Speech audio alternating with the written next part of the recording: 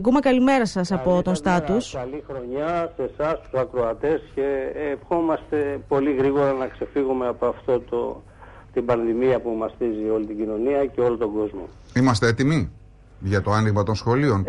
Πάντα. Η μόνη σταθερά σε αυτή την εξίσωση είναι η εκπαιδευτική, κύριε Βενιέρη. Από σήμερα όλοι οι συνάδελφοι είναι στο σχολείο για να προγραμματίσουν σύμφωνα με την εγκύκλιο του Υπουργείου Παιδείας την επανέναρξη των μαθημάτων, που δεν σας κρύβω ότι γίνεται σε ένα κλίμα ανασφάλειας.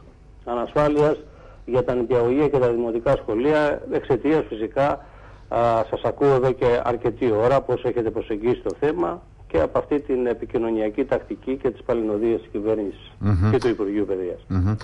Τώρα να πάω λίγο σε πρακτικά πραγματάκια. Οι δάσκαλοι θα κάνετε rapid test ή δεν είναι υποχρεωτικό? Δεν είναι υποχρεωτικό.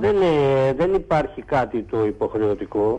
Εδώ εμείς ακολουθούμε τις επιταγές και αυτό που λέει η επιστημονική κοινότητα των λοιμοξιολόγων. Σαφώς και θα πρέπει να υπάρχουν επαναλαμβανόμενα και συχνά τεστ στους εκπαιδευτικούς, το επαναλαμβάνω, και συχνά και επαναλαμβανόμενα, ούτως ώστε να προλάβουμε. Όπως ξέρετε, υπήρχαν μετακινήσεις εκπαιδευτικών, είχαν πάει λόγω των εορτών στις οικογένειές τους, αυτοί που θα γυρίσουν, και οι υπόλοιποι συνάδελφοι θα πρέπει κατά προτεραιότητα να εμβολιαστούν εφόσον το επιθυμούν, και κατά την άποψή μας πρέπει όλοι να θωρακίσουμε την υγεία μας για να προστατεύσουμε και εμάς και τους μαθητές μας. Είναι αυτή η πλατφόρμα ειδική που έχει να κάνει με τα τεστ σε εκπαιδευτικούς, τα όχι υποχρεωτικά όπως είπατε και εσείς, τα προαιρετικά. Δεν ξέρω αν έχει ανοίξει, γιατί είναι από ώρα σε ώρα να ανοίξει η πλατφόρμα. Είναι μια πλατφόρμα που αφορά γενικώς την όλη διαδικασία του εμβολιασμού.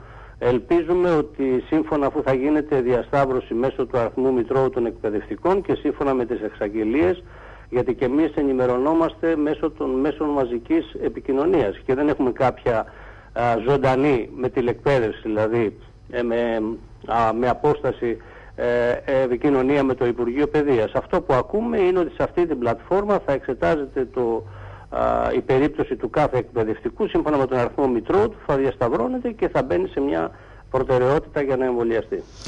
Όχι, λέω για τα δειγματοληπτικά COVID test, γι' αυτό λέω. Ναι, σωστά. Και γι' αυτό ακριβώς ακόμα δεν υπάρχει κάτι οργανωμένο. Το μόνο οργανωμένο που έχουμε αυτή τη στιγμή είναι οι σύλλογοι μας, κατά τόπους σύλλογοι, σε συνεργασία με τους τοπικούς ΕΟΔΗ και τους δήμους, να κάνουν τεστ προληπτικά, rapid test σε όλους τους εκπαιδευτικούς. Αυτά αφορούν μόνο στους εκπαιδευτικούς, έτσι, να πούμε, όχι στους μαθητές. Μαθητές μέχρι 16, άρα λοιπόν εμείς δεν μπαίνουμε σε αυτή την ηλικιακή κλίμακα, δεν αφορούν τους μαθητές του νηπιαγωγείου και των δημοτικών σχολείων. Ανοίγουμε με τους ίδιους όρους ακριβώς που είχαμε κλείσει, δηλαδή υπάρχει κάποια διαφοροποίηση που σας κάνει και εσάς να αισθάνεστε πιο ασφαλείς, ή είμαστε πάλι στα ίδια? Όχι. Κλείνουμε ακριβώς, ανοίγουμε όπως ακριβώς είχαμε κλείσει. Με σχολικές μονάδες που έχουν ακόμα και σήμερα πολυπληθή τμήματα, με λίγα τετραγωνικά μέτρα, με συνοστισμό των μαθητών από διαφορετικά τμήματα. Φανταστείτε τι θα γίνει στο ολοήμερο. Δεν έχουμε σωστές αίθουσες διδασκαλίας. Δεν υπάρχει προσωπικό καθαριότητας και τα απαραίτητα υλικά καθαρισμού και απολύμανσης. Δεν υπάρχει μόνιμη υπηρεσία καθαρισμού στα Οι δήμοι δεν το ανέλαβαν αυτό. Ο Θοδωρικάκος είχε πει τότε ότι οι δήμοι αναλαμβάνουν και το κονδύλι εκταμιεύεται για να είναι... Η πρακτική, κύριε Βενιέρη, έδειξε ότι η εξαγγελία αυτή έπεσε στο κενό. Αυτή τη στιγμή σε όλες τις σχολικές μονάδες περιστασιακά αντιμετωπίζεται το θέμα και για μας είναι πρώτιστο η υγιεινή και η καθαριότητα. Μια απορία που έχουμε, κυρία Γκούμα, όλοι εμείς που δεν είμαστε εκπαιδευτικοί, έτσι, αυτό το μεγάλο χρονικό διάστημα με την πανδημία, είναι ότι θα μπορούσαμε να έχουμε, ας πούμε, κλιμακωτά ωράρια για τα παιδιά, δηλαδή προσέλευση, αποχώρηση, ώστε να μην πέφτουν όλα μαζί, να μην φεύγουν όλα μαζί με τους γονείς απ' έξω, ή να έχουμε πρωινή και απογευματινή βάρδια? Κοιτάξτε να δείτε. Αυτό αφορά το Υπουργείο Παιδείας. Εμείς καλέσαμε την Υπουργό Παιδείας, που έμεινε και στο πόστο της και μετά τον ανασχηματισμό, να λάβει όλα τα απαραίτητα μέσα από τον πρώτο καιρό της πανδημίας. Δυστυχώς δεν έχουμε εισακουστεί, δυστυχώς και αυτό είναι το μεγάλο μας παράπονο μέσα και έξω από εισαγωγικά, να μην έχουμε μια κυβέρνηση, μια Υπουργό Παιδείας να μας ακούει. Δεν θέλουμε να συγκυβερνήσουμε, θέλουμε να μας ακούνε. Αυτή τη στιγμή είχαμε πει να γίνεται μείωση των αριθμών ανατμήμα και σε σχολεία, ακόμα και στην Αθήνα που υπάρχει μεγάλο πρόβλημα, που υπάρχουν οι αίθουσες. Δυστυχώς η κυρία Κεραμέως με πρόσφατο νόμο αύξησε τον αριθμό μαθητών, από 22 τον πήγε 25. Θέλαμε μόνιμους διορισμούς και θέλουμε μόνιμους διορισμούς, γιατί τα κενά είναι πάρα πολλά και αυτή τη στιγμή που μιλάμε υπάρχουν εκπαιδευτικοί που προσλαμβάνονται και όχι με τρίμηνες συμβάσεις, οι οποίες εκ των πραγμάτων αυτές οι τρίμηνες συμβάσεις των εκπαιδευτικών που προσλήφθηκαν λόγω COVID θα ανανεωθούν. Θέλουμε, όπως είπα, μαζικά και επαναλαμβανόμενα τεστ δωρεάν το κράτος. Ναι, επειδή μιλάμε όμως, ας μιλήσουμε επί συγκεκριμένου. Τι μπορούμε να κάνουμε για να αποφύγουμε το συνοστισμό. Εγώ καταλαβαίνω ότι είναι αίθουσες καινούργιες, δεν μπορούν να γίνουν εύκολα κτλ. Τα έχουμε πει πολλές φορές αυτά. Αλλά εσείς μέσα στις προτάσεις σας είχατε, ας πούμε, πρωινή και απογευματινή βάρδια? Γιατί μας το ρωτάνε και πολλοί ακροατές αυτό και είναι και δική μας απορία όλο αυτό το διάστημα. Εμείς είχαμε πει και λέμε ότι σε κάθε περίπτωση ακόμα και αυτό μπορεί να εξεταστεί στα πλαίσια όμως μιας γενικής οπτικής και κεντρικής γραμμής που θα δοθεί από το Υπουργείο Παιδείας. Επειδή ακούω και λένε ότι στεναρά οι εκπαιδευτικοί, δεν υπήρχε καμία συζήτηση με το Υπουργείο Παιδείας σε αυτό το πράγμα. Εμείς λέμε λοιπόν ότι και τώρα ακόμα μπορεί να υπάρχει μια σταδιακή προσέλευση των μαθητών από διαφορετικές εισόδους, αλλά δεν υπάρχει σε όλα τα σχολεία, πρέπει να ξέρετε. Ναι. Και όπου υπάρχει, μετά οι μαθητές αυτοί, όπως έρχονται, θα πάνε μέσα στην ίδια τάξη, με 25 μαθητές. Αυτό είναι το ζητούμενο. Και ο εκπαιδευτικός θα κληθεί στην παρούσα φάση, στις 11 του μήνα, να κάνει μάθημα μέσα σε τάξεις με ανοιχτά παράθυρα. Και καλά σε περιοχές που ο καιρός κρατάει λίγο ακόμα και βλέπουμε ότι κάνει και ωραίες μέρες. Αλλού τι θα κάνουμε? Θα κάνουμε με ανοιχτά παράθυρα και παλτά, με το παλτό τα παιδιά και όλα αυτά τα πράγματα. Δηλαδή όλα είναι θέμα συζήτησης. Δεν είναι κάνουμε το σταυρό μας και μπαίνουμε στα σχολεία. Βαρεθήκαμε, πραγματικά σας το λέω, να βλέπουμε ένα πειραματισμό. Θέλουμε όλα αυτά που σας προανέφερα να τα πούμε στο Υπουργείο, να τα λάβει υπόψη και να τα σταθμίσει σε σχέση και με τους επιδημιολόγους, τους λοιμοξιολόγους, τους υπεύθυνους για την υγεία και να βγάλει μια κεντρική γραμμή. Ξέρετε κύριε Γκούμα, σας ακούμε με ενδιαφέρον, αλλά η περιγραφή που κάνετε είναι σαν να επιστρέφει το σύνολο της χώρας μας στην βομβαρδισμένη Συρία. Έτσι όπως τα λέτε, δηλαδή δεν υπάρχουν αίθουσες, δεν υπάρχει καθαριότητα, δεν υπάρχει θέρμανση. Ναι. Δηλαδή αυτά τι εξέλιπαν, υπήρχαν και χάθηκαν στη διάρκεια της πανδημίας.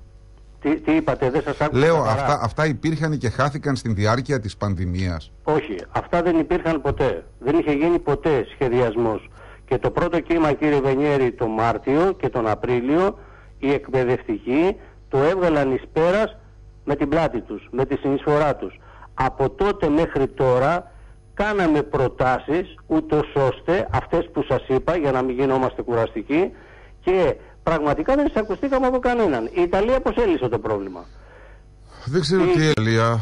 Ναι. Τα δικά μας, δεν ξέρω τι έκανε η Ιταλία, να σας πω την αλήθεια στο θέμα αυτό. Δεν έχω εικόνα, οπότε δεν μπορώ να σας το σχολιάσω. Η Ιταλία λοιπόν το έλυσε με μείωση των μαθητών ανατμήμα, με μαζικούς διορισμούς για να καλύψει, για να έχει πάρα πολλούς εκπαιδευτικούς, με μόνιμο προσωπικό καθαριότητας. Να σας το πω ως πολίτης, ο οποίος μάχεται καθημερινώς στον ιδιωτικό στίβο για να τα βγάλει πέρα, κύριε Γκούμα.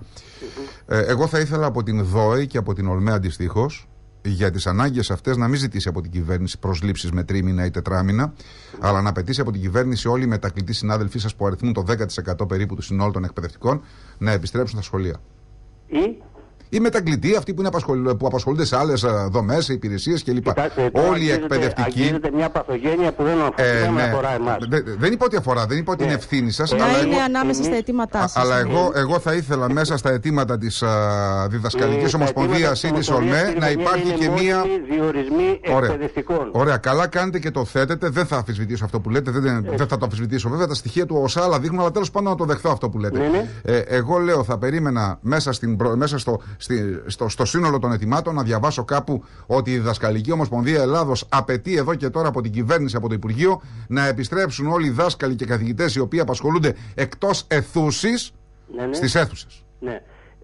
Επειδή το έχουμε κάνει και σας προτρέπω να το δείτε και να το διαβάσετε, η Ομοσπονδία, τουλάχιστον η Διδασκαλική Ομοσπονδία, το ζητάει, και μάλιστα ένα βήμα πριν. Επειδή αυτές οι αποσπάσεις των συναδέλφων μας σε διάφορα βουλευτικά γραφεία ή σε δεν είναι μόνο βουλευτικά, είναι και υπηρεσίες. Έχετε δίκιο για τα βουλευτικά, είναι και υπηρεσίες. Σε βιβλιοθήκες, σε εκκλησίες. Μπράβο σας. Δεν μπαίνουν στη διαδικασία ποτέ των διαφανών υπηρεσιακών μεταβολών μέσω υπηρεσιακών συμβουλίων. Κακώς. Και γίνονται. Αυτό σας λέω, τη θέση της Ομοσπονδίας λέω.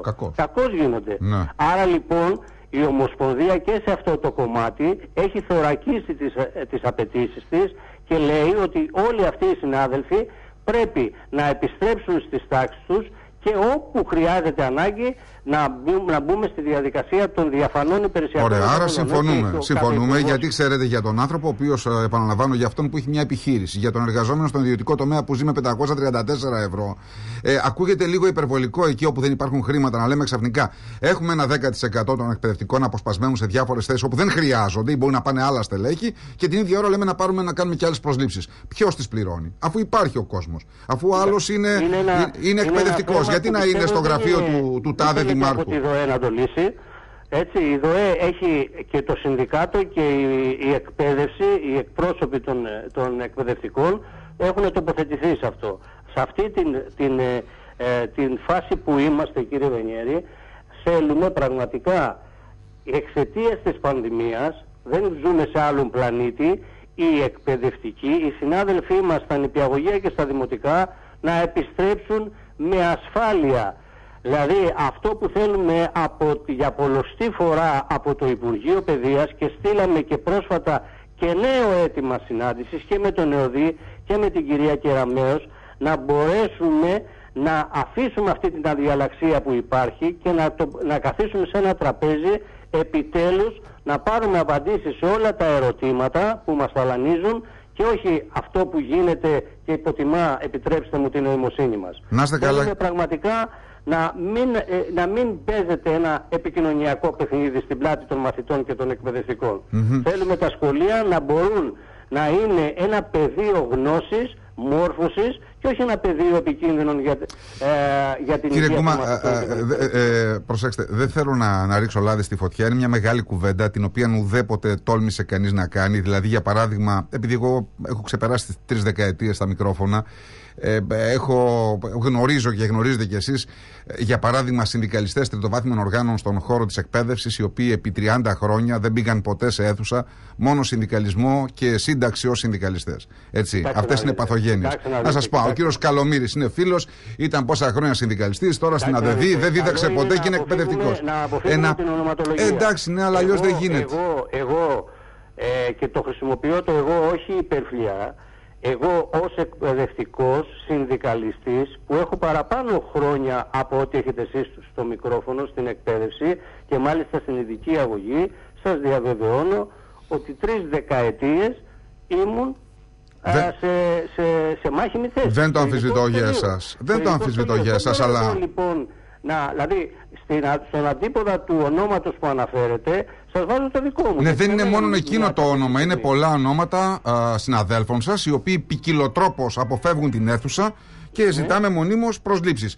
Να καλύψουν κάποιες θέσεις αυτοί οι οποίοι για χρόνια πολλά κάνουν άλλο πράγμα από αυτό που πληρώνονται και αν υπάρχουν πάλι κενά, να γίνουν προσλήψεις. Δεν είναι εκεί το πρόβλημα όπως το εστιάζετε. Το πρόβλημα είναι καθαρά η ενιαία εκπαιδευτική πολιτική διαχρονική, πέρα και έξω από κόμματα, να μπούμε στη διαδικασία της συζήτησης και της συνεννόησης για τη μέρα που περνάει αφορά τα παιδιά του ελληνικού λαού. Είτε τώρα είτε την επιδημία, είτε οι ελλείψεις σε όλα αυτά που σας είπα για τις αίθουσες, για τα σχολεία, δεν είναι κάτι κεραυνός εν ευθρία. Πάντοτε υπήρχε. Μάλιστα. Από εκεί και εκεί ας ανοίξει ένας μεγάλος διάλογος, είμαστε υπέρ του διαλόγου. Δυστυχώς με απόφαση της κυβέρνησης διαχρονικά θα έλεγα, αλλά ειδικά τώρα έχουμε να δούμε την κυρία Κεραμέως πάρα πολύ καιρό να μας ακούσει τι λέμε, και όχι ότι να εισπράξουμε πάλι ότι οι εκπαιδευτικοί το ξέρουμε. Είναι πάντως πολύ ενδιαφέρον το γεγονός ότι δεν έχετε κάνει, ας πούμε, μια τηλεδιάσκεψη με την Υπουργό όλο αυτό το διάστημα για το πώς κλείσαν, πώς ανοίξαν τα σχολεία, πώς ξανανοίγουν τώρα. Έχω ξεχάσει, πραγματικά σας το λέω και ειλικρινά και θέλω να με πιστέψετε, πότε ήταν η τελευταία φορά. Δηλαδή πρέπει να έχουν 4 μήνες τουλάχιστον παρά τα επανειλημμένα αιτήματά μας.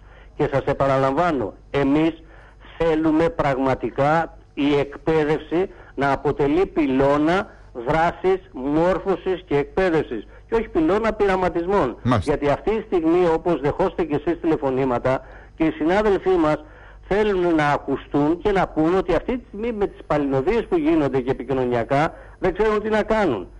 Δεν ξέρουν πραγματικά πώς μπορούν να θωρακιστούν. Ναι. Πρέπει και αυτά να ακούγονται. Μιλάω για όλο το τόξο της Βόρειας Ελλάδας που είναι στην έκσταση της πανδημίας, αλλά ακόμα και το πρόσφατο. Ένας λευκός νομός, ο νομός Λασιθίου, με τα κρούσματα που είναι στο Παλέκαστρο Σετίας, είναι στο κόκκινο. Έγινε πράσινος, να ξέρετε. Πρασίνησε από χθες. Ποιος? Ο νομός, όλη η Κρήτη. Αλήθεια σας λέω, ξαναπασώ. Εντάξει, εγώ δεν πραγματικά το γέλιο. Δεν το λέω για εσάς, το λέω για τον κόσμο. Γιατί έχω το χάρτη από χθες. Η Κρήτη και τα νησιά μας ευτυχώς πρασίνησαν. Άκουσα και στην αρχή που θα συμφωνήσω μαζί σας και για τον δίχτυ που αναφέρατε. Το ζήτημα είναι αυτό που θέλω να καταλάβει όλος ο κόσμος, πόσο εύκολα ένας νομός περνάει λόγω της επιδημίας αυτής από το πράσινο στο κόκκινο και από το κόκκινο στο. Σωστό είναι αυτό που λέτε. Κύριε Γκούμα, πρέπει. Και δεύτερον, ότι εμείς οι εκπαιδευτικοί ζητάμε πραγματικά όλες οι συνθήκες επαναλειτουργίας, λειτουργίας και αποτύπωσης της εκπαιδευτικής διαδικασίας να γίνεται σε συνεννόηση με το Υπουργείο Παιδείας. Μάλιστα, κύριε Γκούμα, να σας ευχαριστήσουμε πολύ.